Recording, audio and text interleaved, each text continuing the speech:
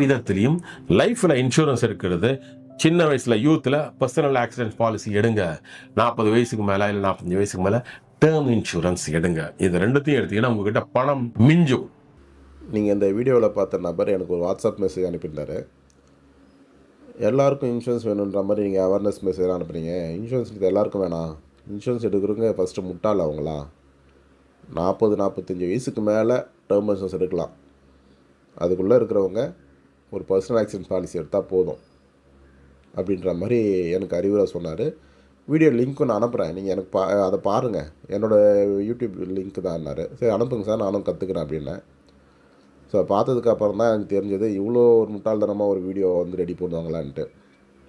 என்னென்னா நீங்களே இப்போ நான் சொல்கிற விஷயத்தை வச்சு பாருங்கள், லாஜிக் என்னென்னு புரியும் உங்களுக்கு.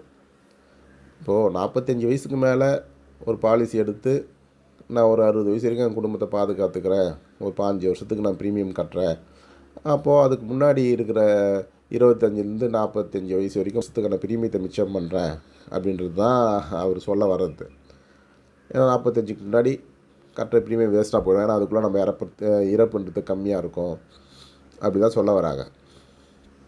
ஏன்னா விபத்தில் இறந்து போகிறதுக்கான வாய்ப்பு இருக்குது, அதனால் பர்சனல் ஆக்சிடென்ட்றாங்க. அது உண்மையான்னு கேட்டிங்கன்னா கண்டிப்பாக உண்மை இல்லை. ஏன்னா அவங்களாம் டேட்டா இல்லாமல் பேசுவாங்க. இப்போ நம்ம ஒரு சின்ன விஷயம், விபத்தில் இறந்து போகிறவங்க 1,60,000 பேர் வருஷத்துக்கு. ஆனால் கிரிட்டிக்கல்னஸில் பாதிக்கிறவங்க 5,30,000 பேர் வருஷத்துக்கு. அதோட 3 மடங்கு விபத்தில் இறக்குறவங்கள 3 மடங்கு கிரிட்டிக்கல்னஸில் பாதிக்கிறாங்க. இந்த கிரிட்டிக்கல்னஸில் பாதிச்சிட்டாங்கன்னா 45 வயசுக்குள்ளே இருக்கிறவங்கள பற்றி சொல்கிறேன். கிரிட்டிக்கல்னஸ் ஒருத்தருக்கு வந்துடுச்சுன்னா உங்களுக்கு வந்து ஃபேமிலிக்கும் பெரிய பாரம். அது வேலைக்கு போக முடியாது, இன்கம் இருக்காது, அவங்களே பார்த்துக்க முடியாது, எவ்வளோ பெரிய கொடுமை. ப்ளஸ் பாலிசி எடுக்கவே முடியாது. எந்த இன்சூரன்ஸ் கம்பெனி டேர்ம் இன்சூரன்ஸ் எல்லாம் கொடுக்கவே மாட்டாங்க. ரிஸ்க் வந்ததுக்கப்புறம் எந்த கம்பெனியும் அக்செப்ட் பண்ணாது. அதில் 2 கோடி பேர் வந்து டயபெட்டிக்கில் பாதிக்கிறாங்க வருஷத்துக்கு, 45 வயசுக்குள்ளே இருக்கிறவங்க. அப்போ அவங்களாம் பாலிசி எடுக்க வந்தாங்கன்னா ஒரு சில கம்பெனி கொடுக்குறாங்க, ப்ரீமியத்தை அதிகமாக கேட்பாங்க. இப்போது 45 வயசுக்குள்ளே எடுத்தால் எனக்கு ப்ரீமியம் லாஸ் அப்படின்ற கான்செப்ட்லாம் சொல்கிறாங்க. ஆனால் அது உண்மையானா கண்டிப்பாக இல்லை. 25லேருந்து 60க்குள்ளே கட்டுற ப்ரீமியம் ஒரு 6 லட்சம் கட்டி முடிக்கிறீங்க மொத்தமாக. 2 கோடி ரூபா சம் அஷ்யூர்டுக்கு வருஷத்துக்கு ஒரு 18,000 வரும். அந்த 18,000 இன்ட்டு ஒரு 35 வருஷம் போட்டிங்கன்னா ஒரு 6 லட்ச ரூபாய்க்கு மேலே வரும். 6,30,000 அந்த ரேஞ்சில் வரும். சரிங்களா? அதுவே நீங்கள் 45ல் எடுத்து 60க்குள்ளே கட்டுறீங்க, அப்போ ப்ரீமியம் மிச்சமாகும் அப்படின்னு பார்த்தீங்கன்னா கண்டிப்பாக இல்லை. ப்ரீமியம் வந்து 60,000 மேலே ப்ரீமியம் இருக்குது. ப்ளஸ் நீங்கள் கட்டக்கூடிய மொத்த அமௌண்ட்டு பார்த்தீங்கன்னா 10 லட்சத்தை தாண்டுது. அப்போது சீக்கிரமாக எடுக்கிறதால மொத்த ப்ரீமியத்தில் 4 லட்ச ரூபா மிச்சமாகுது. லேட்டாக எடுத்திங்கன்னா 4 லட்ச ரூபாய் எக்ஸ்ட்ரா கட்டுறீங்க. லேட்டாக எடுக்கக்குள்ளே பாலிசி எடுக்கிற வாய்ப்பையும் நம்ம இழக்கிறோம். ஏன்னா கிரிட்டிக்கல்னஸ் வர்றதுக்கு நிறைய வாய்ப்புகள் இருக்குது. விபத்தை விட விபத்து 1,60,000 பேருக்கு நடக்குதுன்னா கிரிட்டிக்கல்னஸ் வந்து அதோட 3 மடங்கு வருது. ஸோ இப்போ என்ன லாஜிக் இது? வீடியோவில் என்ன சொல்ல வராங்க? ஒன்று ப்ரீமியம் மிச்சமாகணும், இல்லை எனக்கு ஏதாச்சும் அடிஷ்னல் பெனிஃபிட் இருக்கணும். எதுவுமே இல்லை, ப்ரீமியமும் மிச்சமாகலை, எனக்கு வேறு எந்த பெனிஃபிட்டும் இல்லை. ஸோ அப்போது இந்த மாதிரிலாம் முட்டாள்தனமெல்லாம் வீடியோ மேக் பண்ணி மக்களை முட்டாளாக்கிட்டு தான் முட்டாளாக இருக்கிறது மட்டும் இல்லாமல் மற்றவங்களையும் முட்டாளாக்கிறதுலாம் என்ன இது லாஜிக் இது? ஏதாச்சும் டேட்டா கையில் வச்சுட்டு பேசினா பரவாயில்ல. விபத்தில் எத்தனை பேர் இறந்து போகிறாங்கன்னு தெரியாது, இந்தமாரி கிரிட்டிக்கல்னஸ் டயபெட்டிக்கில் பாதிக்கப்படுறவங்கள பற்றியும் தெரியாது. சும்மா ஏதோ ஒன்று ஒரு இன்சூரன்ஸாக எனக்கு பிடிக்காது இன்சூரன்ஸு அப்படின்றதால மற்றவங்களையும் இன்சூரன்ஸ் எடுக்கக்கூடாதுன்றது என்ன ஒரு இது? நான் ஒரு ரிப்ளையும் பண்ணியிருந்தேன். சார், யாருக்கெல்லாம் இறப்பு வராதுன்னு நம்புகிறாங்களோ, யாருக்கெல்லாம் சிங்கிளாக இருக்கிறவங்க, குடும்பம் டிபெண்ட்டே இல்லை, என்னை நம்பி யாருமே இல்லைன்றவங்களாம் இன்சூரன்ஸ் வேண்டாம். ஒருத்தருடைய வருமானம் இழந்து இல்லை, அந்த வருமானத்தில் அந்த குடும்பம் பாதிக்கப்படணும், அவங்களுக்கு மட்டும் இன்சூரன்ஸ் போதும் சார் அப்படின்ற மாதிரிலாம் விளக்கம் கொடுத்தவங்க கூட அவர் அப்படிலாம் இல்லை, நீங்கள் வீடியோ பார்த்தா தான் உங்களுக்கு தெரியும்னாரு. அந்த வீடியோ லிங்க் நானும் உங்களுக்கும் கொடுக்குறேன், பார்த்துட்டு அதுக்கப்புறம் நீங்களே டிசைட் பண்ணுங்கள். இப்படியாடா ஒரு முட்டாள் இருப்பான், ஒரு வீடியோ மேக் பண்ணியிருப்பான்ட்டு பாருங்கள். இப்போ நான் சொன்னதை வச்சு தெரியும்.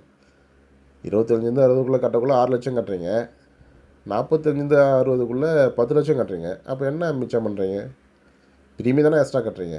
45 வயசுக்குள்ளே குடும்பம் எத்தனை பேருக்கு இப்போ கிரிட்டிகல்னஸ் வந்து இறந்து போகிறாங்க, கிரிட்டிகல்னஸ் வந்துச்சுன்னா எவ்வளோ பாதிப்புக்கு உண்டாகிறாங்க வருஷத்துக்கு சொல்கிறேன் நான். ஸோ இன்சூரன்ஸ் எடுக்கிற வாய்ப்பையும் நம்ம மிஸ் பண்ணுறோம், ப்ரீமியத்தையும் எக்ஸ்ட்ரா கட்டுவோம். அதனால் வந்து ஒரு நல்ல அட்வைசர்கிட்ட, ஒரு ஃபினான்ஷியல் பிளானர்கிட்ட கேட்டுட்டு பாலிசி எடுங்க. இப்போ நாங்கள் வந்து மியூச்சுவல் ஃபண்டும் வந்து டிஸ்ட்ரிபியூட் பண்ணுறோம், ஸ்டாக் அனலைஸ் பண்ணுவோம், life insurance, health insurance, general insurance, loans எல்லாமே நாங்கள் எல்லா ஃபினான்ஷியல் ப்ராடக்ட்டும் நாங்கள் டீல் பண்ணுறதால எதை பற்றியாச்சும் கொஞ்சமாச்சும் அப்பப்போ ஏதாச்சும் தெரிஞ்சுப்போம். நாங்கள் ஒரு லாஜிக்காக சொல்கிறதுக்கு வாய்ப்பு இருக்குது. டேட்டாவை வச்சுட்டு அவங்களுக்கு என்னவோ அதை நம்ம பண்ணி கொடுக்கறதுக்கு வாய்ப்பு இருக்குது. இவங்களாம் சும்மா மியூச்சுவல் ஃபண்ட் டிஸ்ட்ரிபியூட் பண்ணுறோம், மியூச்சுவல் ஃபண்டு தான் பெஸ்ட்டுன்ற மாதிரி பேசுகிறாங்கன்னா, இப்போ இன்சூரன்ஸ் இல்லாமல் மியூச்சுவல் ஃபண்டை மட்டும் பண்ணி நாளைக்கு இறந்து போயிட்டா என்ன பண்ணுவீங்க? நாங்கள் மியூச்சுவல் ஃபண்ட் டிஸ்ட்ரிபியூட்டர் எங்களுக்கு தெரியாதா? மியூச்சுவல் ஃபண்டில் இருக்கிற கண்டிப்பாக மியூச்சுவல் ஃபண்ட் வேணும், அது பெனிஃபிட் தான். நாங்கள் எல்லாருக்கும் மியூச்சுவல் ஃபண்ட் தான் பெரும்பாலும் சஜஸ்ட் பண்ணுவோம். ஆனால் லைஃப் இன்சூரன்ஸை விட்டுட்டு நான் மியூச்சுவல் ஃபண்டை மட்டும் வச்சுக்கிறேன்னா, அது நம்ம நாளைக்கு நான் இல்லைனா இப்போ மியூச்சுவல் ஃபண்டோட பணத்தை ரெகுலராக பே பண்ணுற அமௌண்ட்டை யார் பே பண்ணுவாங்க? என் குடும்பத்துக்கான இப்போ என் குழந்தைக்கு வந்து ஒரு 10 லட்சம் இப்போ எஜுகேஷனுக்கு ஆகுது, ஃப்யூச்சரில் வந்து அது 50 லட்சம் ஆகுதுன்னு வச்சுங்களேன். அந்த 50 லட்சத்துக்கு நான் இருந்து மியூச்சுவல் ஃபண்டில் எஸ்ஐபி ரெகுலராக பே பண்ணிவிட்டு அதுக்கப்புறமா வர அமௌண்ட்டு தான் நான் யூஸ் பண்ணணும். நான் இல்லைனா யார் பண்ணுவாங்க அதெல்லாம்? ஸோ அதுதானே இன்சூரன்ஸ். டேர்ம் இன்சூரன்ஸ் எவ்வளோ சீக்கிரம் முடியுமோ அவ்வளோ சீக்கிரம் எடுக்கிறது நல்லது. ப்ரீமியம் கம்மி, ப்ளஸ் நம்மளுக்கு ஈஸியாக கம்பெனியை வந்து பாலிசி இஷ்யூ பண்ணுவாங்க. ஹெல்த் இஷ்யூலாம் வந்ததுக்கப்புறம் எந்த கம்பெனியும் இன்சூரன்ஸ் கொடுக்காது. ப்ரீமியமாக மிச்சமாகுது இல்லைங்களா? இதுதான் ரொம்ப முக்கியம். ஓகே ஃப்ரெண்ட்ஸ், இப்போ நீங்கள் மியூச்சுவல் ஃபண்டில் இன்வெஸ்ட் பண்ணோம், இல்லை life insurance, general insurance, mediclaim policy ஏதாச்சும் வேணும்னா என் நம்பர் கூப்பிடுங்க. மியூச்சுவல் ஃபண்ட்லாம் பார்த்தீங்கன்னா நாங்கள் அந்த கீ மேட்ரிக்ஸை வச்சு தான் சஜஸ்ட் பண்ணுவோம். பெரும்பாலும் வந்து அந்த ஃபண்டு வந்து ஃபாஸ்ட்டு பர்ஃபார்மன்ஸை வச்சு தான் மக்கள் செலக்ட் பண்ணுவாங்க. அப்படி பண்ணக்கூடாது. ஒரு 4-5 கீ மேட்ரிக்ஸ் இருக்குது, அதை பேஸ் பண்ணி தான் நம்ம சஜஸ்ட் பண்ணுவோம். அதனால் வந்து உங்களுக்கு ஏதாச்சும் தேவைன்னா கண்டிப்பாக என் நம்பர் கூப்பிடுங்க. இப்போ மொபைல் ஆப் இருக்குது, ஃப்ரீ ஆப் தான். அதில் பார்த்தீங்கன்னா உங்களோட life insurance, general insurance, mutual fund எல்லாத்தையும் ஒரே ஆப்பில் பார்க்க முடியும். நீங்கள் அதையும் யூஸ் பண்ணிக்கலாம். எல்லாம் ஃப்ரீ ஆஃப் காஸ்ட் தான். சரிங்களா? Okay, thank you.